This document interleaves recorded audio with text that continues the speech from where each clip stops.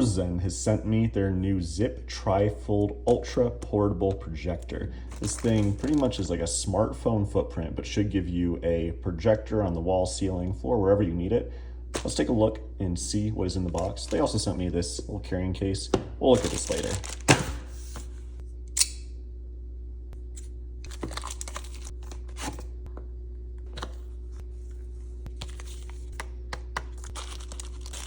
We got the standard USB-C to USB-C connector. We got a few haptic buttons. And here is the projector. Very sleek.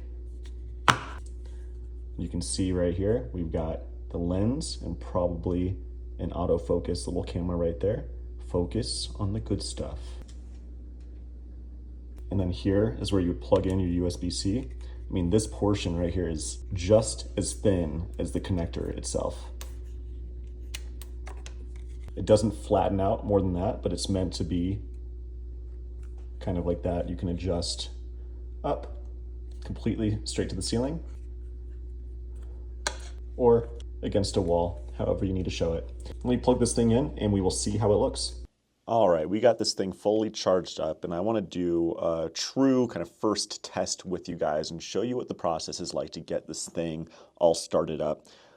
We're doing it in my office over here. We can see there is a decent amount of ambient light, but let's try to get an image over here on this wall and see how it looks.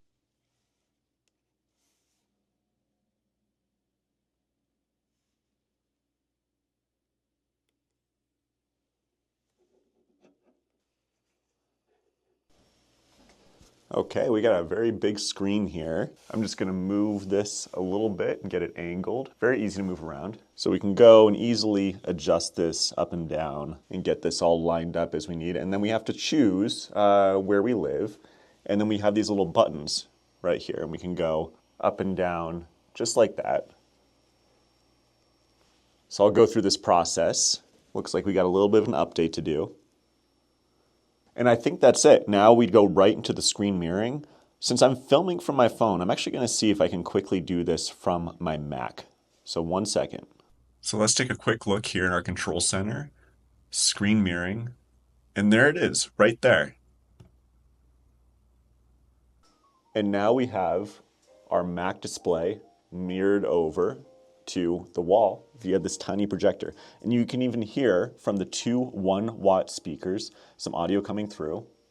Let me see if I turn this up.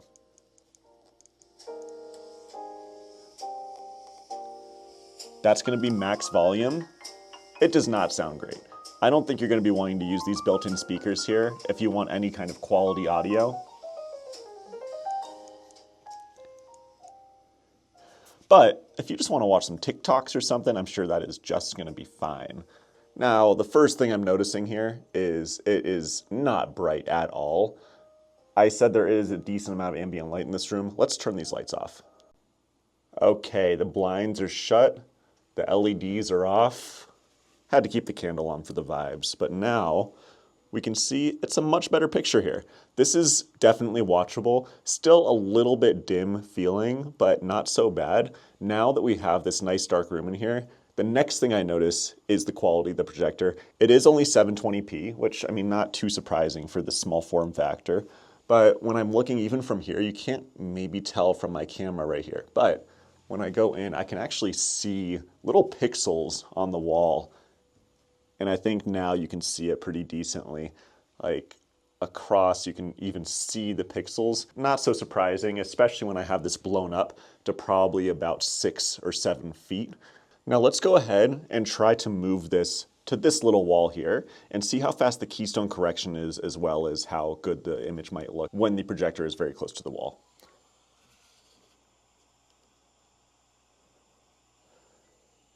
Wow, I mean, that already looks a lot better. It actually looks brighter as well. Let me just do a quick change up here. So there, over to here.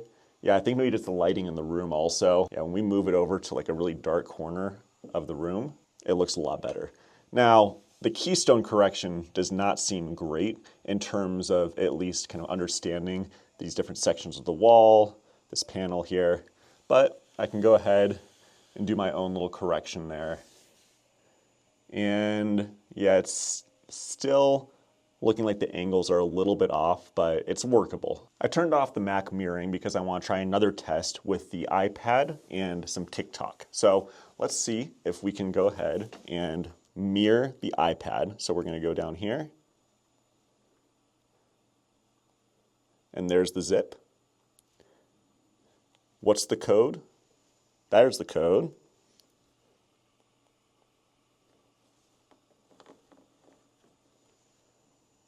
And now we are mirroring the iPad. Notice I'm now in portrait mode. And then if I switch to landscape, there we go, we got the widescreen. When I'm on TikTok, I want to be on portrait mode, but let me first do something here. Now that is a pretty neat feature. Now we have portrait mode straight from the projector. We're not losing any screen real estate here. One thing I am realizing, there's not really an easy way to adjust this image up and down when it's tilted on its side for portrait mode. So you might have to just find a little something to kind of put that up on top if it's too low, for example. For this case, I think this is good enough for our testing. Let's browse through some TikToks. That won't work either.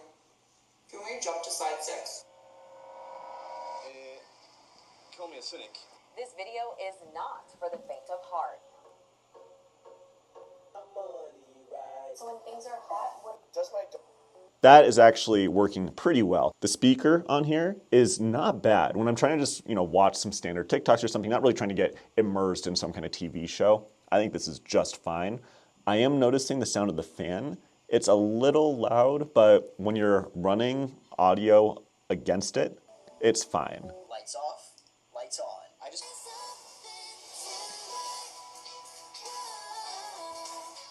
Yeah, so you hear the fan, but I think it's not going to be too distracting as long as you have the audio up a little bit on here. At the end of the day, I think you are going to have a better time getting some Bluetooth headphones or speakers synced up with this thing. But otherwise, I think it is absolutely passable. And as long as we got the iPad mirrored, I want to show you something else. Let's go back this way. Oops, we're sideways. We're going to go ahead and flip it this way. I'll say again, that keystone correction, it does okay. It's interesting when I'm looking on my phone screen for this filming, it looks actually a little bit more straight than it does looking physically on the wall. I'm not sure what's going on there, but I'm gonna go ahead and adjust this down a little bit. I will say the focus looks just fine. I was gonna show you that there are issues playing DRM content mirroring to this projector. So if you are trying to play any type of Netflix or Max or anything like that, mirroring straight to the projector, you are going to have some troubles there. And let me actually stop mirroring for a second and see if this fixes this issue. And then immediately, there we go. It kind of starts going. I can hit pause here. And then all of a sudden, see, I'm back. But the second I start trying to play that content, it will not play on the projector. There is a workaround there. Arzen actually sells an optional Cast Play HDMI dongle, but that just adds a bit to the cost and the complexity of getting this all to work. You have your volume rocker right here. There's also this switch here that gives you more brightness. So if we flip that on, you can see just a little bit of extra brightness, and we can hear the fan gets a bit louder when we turn that on. If we hit that OK button, we are brought to a menu. We can see all sorts of settings here. We have manual focus, keystone correction. Now, keystone correction, I was kind of complaining about this earlier. Let's see, if we go ahead and do that, let's try manual keystone. And then using the up and down buttons, we can adjust how this is looking. But I'm only seeing it kind of bring in these angles here when I adjust this, but let's see if we hit OK. Yeah, there aren't too many options in order to really adjust and fine tune the distortion with just the buttons on the projector. Although auto keystone is on, so again, anytime we do move this around, it does a pretty decent job of correcting itself and autofocusing almost immediately. The Tri-Fold has about a 1.5 hour battery life. Going to be a little bit shorter if you have that max brightness setting on. But again, I love the ease of use of just being able to put this thing out wherever you want. And it puts out a decent picture. I mean, again, I'm not gonna watch a movie on this thing, but scrolling through some TikToks or showing friends a video on YouTube, I think it's absolutely fine. And this thing does legitimately fit right in your pocket, which is great. Here's a quick look at that carrying case that it comes with. Has a nice spot for the fold itself, perfect cutout. And then even for the USB-C cable right here.